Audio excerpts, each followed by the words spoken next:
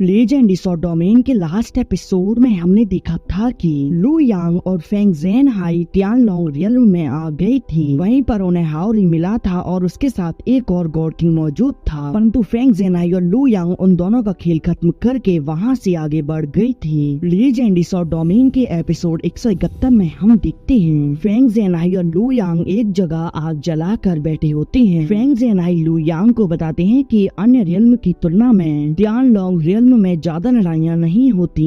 ऐसा इसलिए होता है क्योंकि यहाँ के लोग ज्यादातर मुख्य रूप से आर्टिस्ट हैं और वे लोग मेरी पत्नी को भी अपना होली एंसेस्टर मानते हैं, परंतु किसी को भी होली एंसेस्टर के ओरिजिन के बारे में कुछ भी नहीं पता। इस पर लू यांग यह सुनकर कहता है कि कई होली क्लैन में ओरिजिन होली एंसेस्टर कोई गार्डियन तो नहीं है। वह कहता है कि एंसेस्टर आपको अपनी आइडेंटिटी को रिवील नहीं होने देना चाहिए। यदि किसी को भी आपके बारे में पता चल गया तो फिर हमारे लिए काफी ज्यादा खतरा बढ़ जाएगा, और तो और इससे जेंगवांग स्वॉर्ड सेक्ट को भी काफी भारी नुकसान होगा, क्योंकि यह लोग डायरेक्ट जेंगवांग स्वॉर्ड सेक्ट पर अटैक कर सकते हैं। जेन हाई कहते हैं कि ठीक है, तुमने जो कहा मैं वैसा ही करूंगा। वह लू यांग से कहते हैं कि लू यांग चेक करो कि टियानलोंग वर्ल्ड में एम्प्रेस स्वॉर्ड कहाँ है। यह सुनकर लू यांग अपनी चाओज एनर्जी को बाहर निकाल कर एम्प्रेस स्वॉर्ड को ढूंढने लगता है। फेंग जेन हाई को बताता है कि एम्प्रेस स्वॉर्ड चाहे कितनी भी दूर क्यों ना हो, लेकिन मैं इस ऑरा का उपयोग करके उसका पता आसानी से लगा लूंगा। फेंग जेन हाई उस एनर्जी को देखकर कहते हैं कि यह तो चाओज एनर्जी है, यह तो 3 एम्प्रेस से रिलेटेड है। लू यांग बताता है कि हेवनली एम्प्रेस स्वॉर्ड पर कर्ज लगा हुआ है, जो कोई भी उस एम्प्रेस स्वॉर्ड का उपयोग करेगा उसका जीवन खतरे में पड़ जाएगा। यह सुनकर फेंग जेन हाई कहते हैं कि अच्छा, तो इसीलिए तुम जल्दी ही सुई यांग को ढूंढना चाहते हो, जिससे कि वह एम्प्रेस स्वॉर्ड का उपयोग ना कर पाए और उसका जीवन सुरक्षित रहे। इस पर लू यांग कहता है कि हाँ, यह भी एक कारण है, और दूसरा कारण है वह द्वान लियो। मैं उसे अच्छे से जानता हूँ, वह सिर्फ सुईयान का उपयोग अपने मिशन को पूरा करने के लिए कर रही है। अपना मिशन पूरा करते ही सुईयान को वहीं खत्म करने की कोशिश करेगी।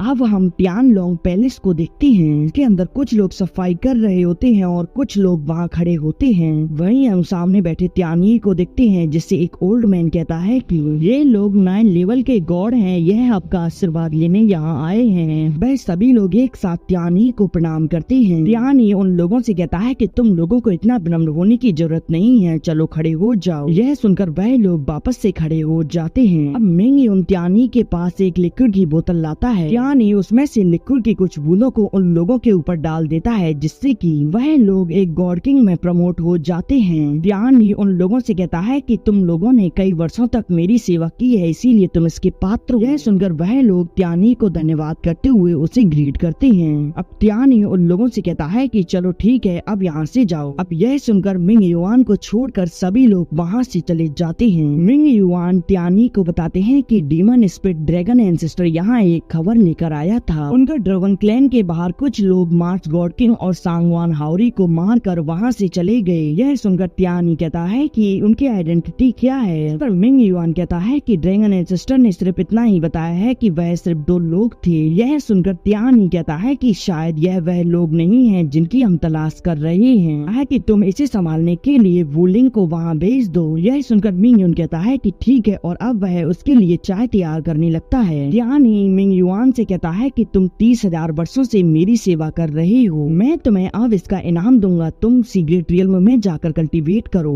जिससे कि तुम 6 स्टार गॉड किंग से जल्द ही ब्रेक थ्रू कर जाओगे। पर मिंग युआन मुंह बनाते हुए कहता है कि नहीं, मैं वहाँ कल्टीवेट नहीं करना चाहता। इस पर त्यानी कहता है कि क्या बात है, तुम 6 स्टार गॉड किंग से ब्रेक थ्रू क्यों नहीं करना चाहते। मिंग युआन उसे चाय सर्व करते हुए कहता है कि सीक्रेट रियल्म में जो भी जाता है वह जीवित वापस नहीं आता। सुनकर त्यानी कहता है कि अच्छा, तो तुम्हें कुछ ज्यादा ही जानकारी हो गई है। मिंग युआन उस पर अटैक करते हुए कहता है कि क्या तुम चाहते हो कि मैं मारा जाऊं, परंतु त्यानी तो उसे वहीं अपनी ग्रेविटी पावर से फ्रीज कर देता है। त्यानी उससे कहता है कि अब तुम्हें काफी सारे राजों के बारे में पता चल गया है, तो फिर अब तुम्हें खत्म करना ही होगा। यह कहकर वह उस पर अटैक करके उससे पीछे फेंक देता है, और अब त्यानी उस पर अपनी पावर का प्रेशर डालने लगता है। मिंग युआन उससे कहता है कि मैं जानता हूँ, जो भी गॉड किंग सीक्रेट रियल्म में जाता है तुम उसकी गोल्डन पिल बना लेते हो। यह सुनकर त्यानी कहता है कि अब जब तुम्हें पता चल ही गया है तो फिर क्यों ना तुमसे एक गोल्डन पिल को रिफाइन किया जाए। वह अपने कार्डोन में उसको रख लेता है, जिससे कि मिंग युआन गोल्डन पिल में ट्रांसफर हो जाता है। और अब त्यानी उस कार्डोन में से उस गोल्डन पिल को निकाल कर देखता है। त्यानी उस पिल को देखते हुए कहता है कि यदि तुम 7 स्टार वर्किंग बन जाते तो फिर तुम्हारी गोल्डन पिल इस पिल से कहीं ज्यादा पावरफुल होती, परंतु कोई बात नहीं, अब मैं इसी से काम चला लूंगा। और यह कहकर वह उसे खा जाता है। अब तभी वहाँ पर एक कौवा आ जाता है। उसे देखकर टियानी कहता है कि यहाँ कोई नहीं है, तो फिर द्वान लुओ तुम सामने आ सकती हो। यह सुनकर द्वान लुओ अपनी रियल फॉर्म में वहाँ आ जाती है। इसे देखकर तो टियानी चौंक जाता है। वह कहता है कि क्या तुमने अपनी गार्डियन सील को ब्रेक कर दिया? पर द्वान लुओ कहती है कि हाँ, मैंने अपने ऊपर लगी गार्डियन सील को ब्रेक कर दिया। अब कमांडर सी टियान भी मेरा कुछ भी नहीं बिगाड़ पाएगा। टियानी कहता है कि ठीक है, मैं भी अपने लिए एक ग्रेट मेडिसिन बना रहा हूँ। द्वान लियो से कहती है कि मैं जानती हूँ तुम अपने लिए मेडिसिन बनाकर यहाँ से आजाद होना चाहते हो। है यहाँ से आजाद कैसे होना है? इस पर टियानी उससे कहता है कि क्या द्वान लियो तुम यह सोचती हो कि तुम्हारा सीनियर ब्रदर तुम पर इतनी आसानी से भरोसा कर लेगा? इस पर द्वान लियो कहती है कि कोई बात नहीं, तुम मुझ पर भरोसा करो या मत करो, मैंने अपनी पूरी प्लानिंग कर ली है। अब वह कमांडर भी मुझे नहीं रोक सकता। द्वान लियो उससे कहती है कि परंतु तुम अपने बारे में सोचो, तुम तो मुझसे अभी काफी ज्यादा पीछे हो। यह सुनकर टियानी उस पर अपनी पावर का उपयोग करता है, जिससे कि द्वान लियो के नीचे की जमीन टूट जाती है, परंतु द्वान लियो को कुछ नहीं होता। द्वान लियो उससे कहती है कि मुझ पर गुस्सा होने से कुछ भी नहीं होगा, मैं तो तुम्हारा फायदा कराने के लिए यहाँ आई हूँ। इस पर टियानी कहता है कि चलो ठीक है, बताओ तुम मुझसे क्या चाहती हो? इस पर द्वान लियो कहती है कि मैं सोल क्लैन को आजाद करने वाली हूँ, तो